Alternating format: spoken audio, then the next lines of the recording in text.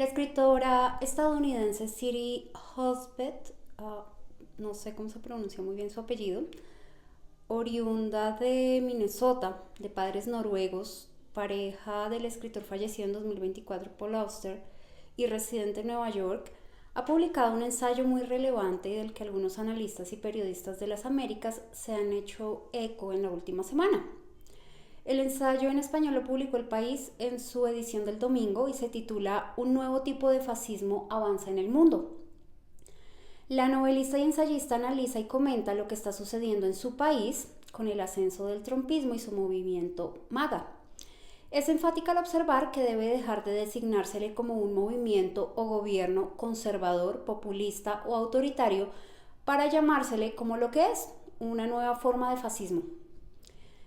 La escritora inicia su ensayo con una cita y la definición de fascismo planteada por el autor Robert Paxton en su libro Anatomía del fascismo. Cita: el fascismo puede definirse como una forma de comportamiento político que se caracteriza por la obsesión por el declive, la humillación o el victimismo de la comunidad y el culto compensatorio a la unidad, la energía, la pureza, y en la que un partido de masas formado por militantes nacionalistas entregados, con los que colaboran de forma incómoda pero eficaz las élites tradicionales, abandona las libertades democráticas y persigue con violencia redentora y sin restricciones legales unos objetivos de limpieza interna y expansión externa, dice la cita. Contrastar la definición de Paxton tanto con los videos de las actuaciones de agentes de ICE en estos meses y especialmente en los días recientes en Minnesota, que evidentemente han desbordado la legalidad, como con las declaraciones de la administración defendiendo tales procedimientos por parte de sus agentes, o encasillando y estigmatizando a la prensa y a los periodistas que hablan de ello como izquierdistas, cosa que ha hecho la jefe de prensa de la Casa Blanca en horas recientes, y sumándole las declaraciones explícitas del presidente Trump en relación con Groenlandia, resulta elocuente teniendo la elaboración conceptual de Paxton. El trumpismo está ofreciendo la representación gráfica de la definición y ello deja poco que objetar a quienes tratamos de evitar el uso de conceptos o palabras tan grandes. La escritora explica que para Paxton, destacado estudioso del fascismo, el violento asalto al Capitolio cometido el 6 de enero de 2021 fue lo que signó la transición del movimiento trumpista, de populista y autoritario, a movimiento fascista. La autora admite la complejidad que entraña definir el concepto, la polémica que genera y la enorme bibliografía existente sobre este fenómeno en tanto forma genérica y postdemocrática de política que trasciende el tiempo y el espacio.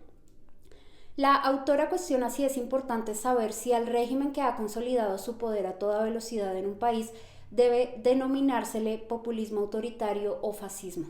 Esas emociones de júbilo beligerante de los mítines de Trump son una especie de exorcismo colectivo, nota, donde los demonios internos del malestar cultural generalizado se descargan sobre algún otro muy conveniente, que es visto y señalado como el culpable del malestar de los verdaderos estadounidenses, que vendrían a ser desde esa perspectiva los blancos inocentes y asediados, que finalmente han empezado a levantarse para ocupar el lugar que nos corresponde, dirían, en la cima de la jerarquía, siguiendo los dictámenes ya sea de Dios, de la naturaleza o del propio gran líder.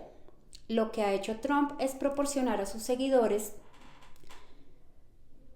el acceso, la vía que les ha permitido transitar de esa vergüenza al orgullo en breve. Los blancos estadounidenses nunca han perdido su estatus, pero han digerido muy mal que en tiempos recientes hayan ascendido a posiciones los otros, las personas marginadas en el espectro político e invisibilizadas en espacios de poder, hayan ascendido a posiciones que no habían ocupado antes. Y al parecer, pues muchos se sienten humillados por ello y lo interpretan como graves afrentas contra el orden establecido. Ahora, cuando Trump muestra abiertamente su intolerancia y crueldad, autoriza a los demás, a los suyos, a hacerlo, a emularlo, y con ello libera de todo sentimiento de culpa social sus propios prejuicios y reconforta a sus fieles y militantes. La verificación de hechos realizada por diferentes medios y que han demostrado y evidenciado todas las falsedades dichas por Trump no ha tenido ningún valor para los militantes de MAGA. La escritora añade un elemento muy pertinente y visible a la definición de Paxton del fascismo. Este es el culto compensatorio a la masculinidad. Sostiene el ensayista que la unidad, la energía y la pureza están presentes en todas las versiones del fascismo que ha estudiado, sean del pasado o del presente. Sobresale esa enfermiza obsesión con la virilidad, la gloria del heroísmo, la exhibición y ostentación de la brutalidad viril en términos de fondo, forma, hábitos, comportamientos, mentalidades, orientaciones y desde luego en la cultura política. Abstracciones como la compasión, la negociación y la propia democracia no encajan con ese perfil del macho trompista.